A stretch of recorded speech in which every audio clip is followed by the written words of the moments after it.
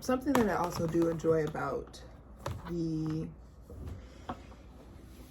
some of the courses that I do have, where there's a prioritization of like rest or like breaking.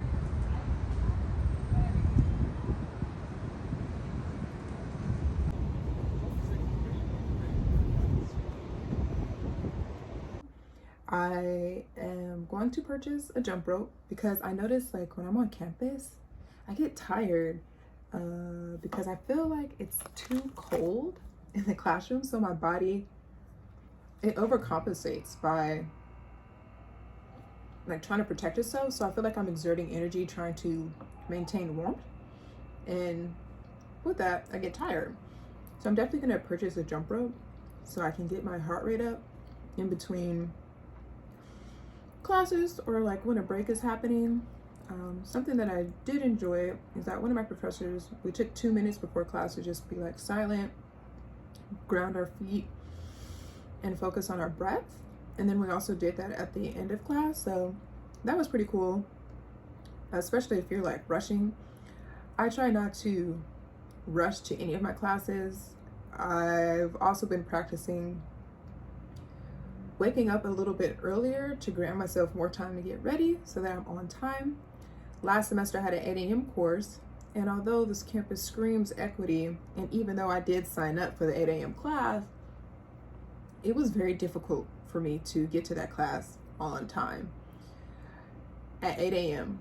the bus ride's like 2 hours, and you know, I was doing my best. Sometimes I'd ride 30 minutes late, 40 minutes late, a whole hour late, but I was really just doing my best. And this semester I don't have any 8 a.m. classes, so I don't really have an excuse to be late at this point. But my GPA definitely went down because calculating tardies affected my grade, even though calculating those is at the discretion of the professor. So I really feel like my work ethic should have made up for my inability to consistently arrive on time. But who knows? I tried to appeal it, but I really think I just had to accept that L because they didn't change it. So I went from a 4.0 to a 3.6. And I'm really striving to see what I can do for the next 2 semesters to get back to that 4.0. So we'll just see. I may have to do some extra credit or something, but if it was at the discretion, then I have personal commentary on that. I finally got assigned my studio, so I'll bring you guys to my studio next week. I have assignments to get done, and some of them I could do from home, will do from home. I just have to prime some paper. We learned that last week, so I'll prime my paper at home. It's a 3-day weekend right now, so I definitely have more than enough time to do that. But I will say for the other larger ideas that I have, I need to do that in the studio. So I'm energized to bring all my materials. I had a locker, so I'm gonna keep like 2 jackets in there and get the ball rolling. I also have to work on my capstone. I gave some ideas for my capstone to the professor, and we do all have to do individual one-on-one meetings to solidify our ideas, get support for our ideas. However, when I mention mine, they're so like, Professor was like, those are big, like we're gonna have to definitely schedule a one-on-one. America has a problem.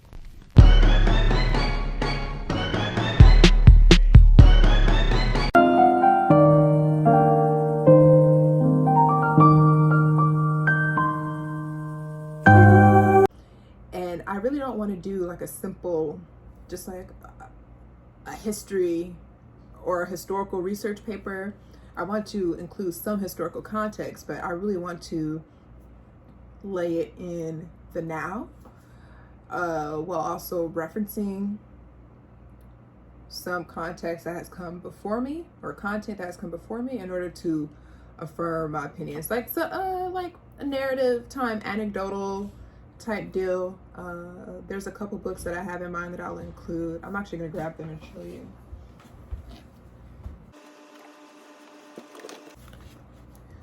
first one. There's so much in here. There's so much. I don't feel like this is one you just read once and then, oh, you're done. I feel like this is one that you read and reread and like reference, especially if you want to maintain some of these ideologies in your practice. This essay, My Black Death by Arthur Jafa, is, in my opinion, really good. It's anecdotal, but also supported with other texts and films and analogies, and so I'm definitely going to be using this. There's a lot I could use from here. And Playing in the Dark, Toni Morrison. Those are the first top 3 that I'll be using. And this, you know, I'm all up in here. So, learning new words. I stopped at page 38 and I had to really sit with your girl. I had to sit with her for a minute. So those are the first 3 that I'll be using for sure. I have to have about 14 for the bibliography. Y'all know what I'm trying to say. For the bibliography, I have to have about 14 things. I'll probably wind up having more. I just learned about this research tool. It's not Wikipedia. I believe it's called Gale. So I'll also be diving into Gale to see what else I learned. I got a tutorial on the library's website, and it's so crazy because college campuses have so many resources, and even if you're there for 4 years, 3 years, 2 years, I don't even think you get to really utilize every resource that the campus has. So this semester, after learning about that tutorial about the library, the catalog, the archives, I'm gonna use that tool like crazy. It's probably going to become my best friend, especially for this capstone.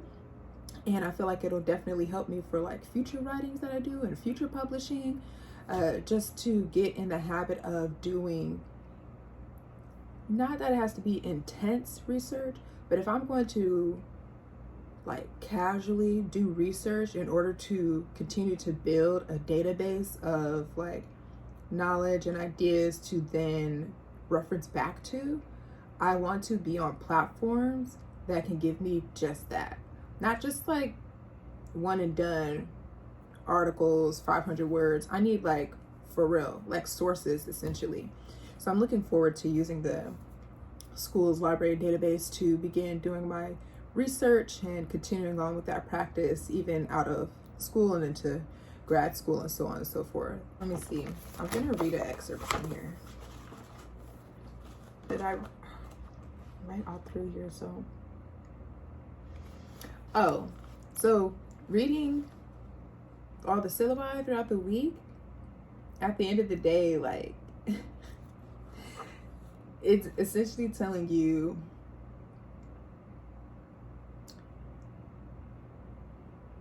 that we're going to censor you. And that's all I could think of, like, if I were to summarize it. So it's like, it's very hard to see it and think that there's some type of like freedom. Like there is freedom, but within a box, which is ironic because like professors will tell you to consistently think outside of the box, but it's like you're constantly being put in a box, which could be confusing for a lot of students. And so at least for me, I just see it as irony and just think outside the box and create outside of the box all the time.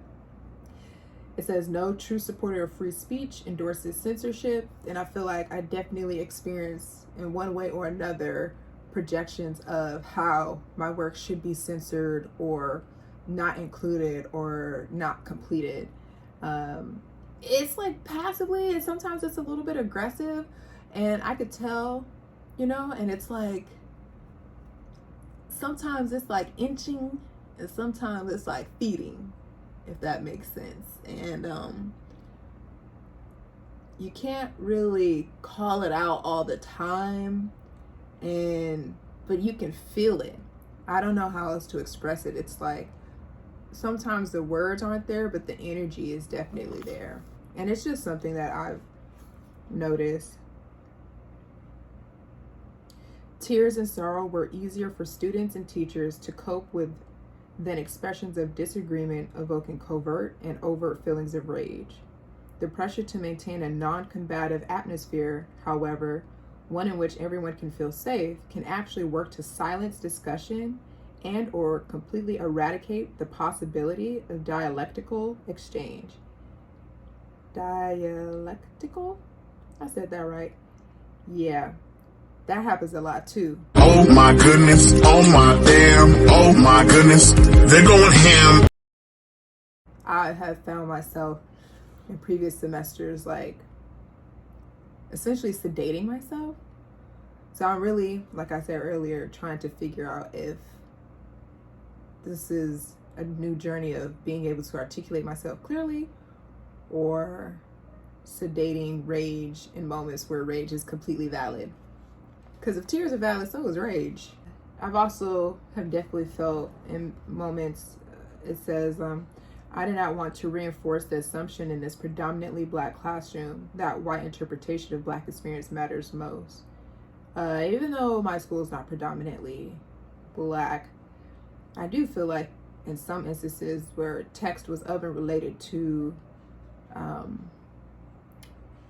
tales of Blackness, historical tales, you know, white people were often granted ability to, well, let's just gloss over this. Especially if it's causing high tension, it's like, well, let's just gloss over and move forward.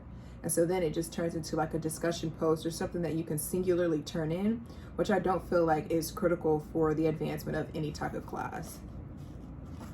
But yeah, I can go on and on throughout books. Maybe that's something else that I'll do. But I feel like this is definitely a good read for students and professors and just anybody who is just interested in like ways of thinking and maneuvering spaces with a sound mind.